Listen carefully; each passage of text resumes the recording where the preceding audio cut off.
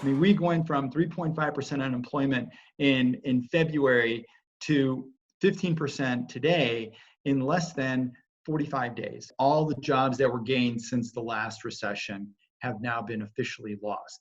The one positive dimension to the unemployment number is 78% of filers for unemployment benefits stated that they felt their job was lost temporarily, that they would be able to find work in a reasonably good period of time. The May jobs report, which will be announced in early June, the question becomes, is it going to top 20%, which is very likely. As we go through this, the question becomes, are these job losses how easily will companies reabsorb all the workers?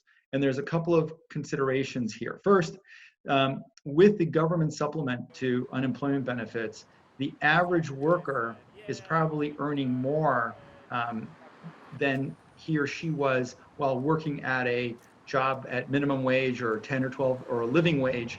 The break even in some cases in the state of California, depending on the unemployment benefits, can be those people who are earning $13, $14 an hour are currently earning with the government supplement north of $22 an hour. So the incentive to go back to work where it's not going to be stable is going to be a consideration. One of the things that we can look at are states that have been more aggressive in their reopening efforts, states like Georgia or Texas.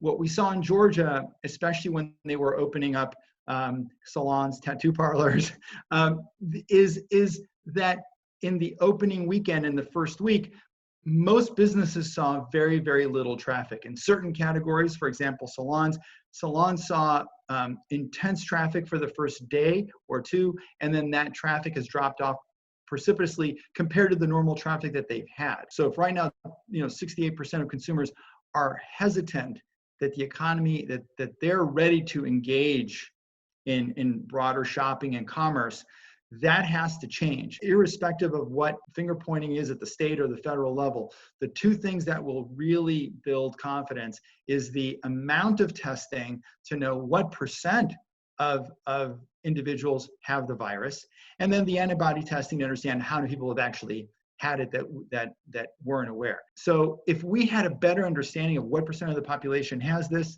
and what percent of them actually perish, how governments, how states might act where there's smart, prudent policies versus being too conservative is much more visible. And until that occurs, it's very much every state on their own as to what they feel is going to be strong, effective for their population, and we'll continue to see how the states are a little bit ahead of the curve.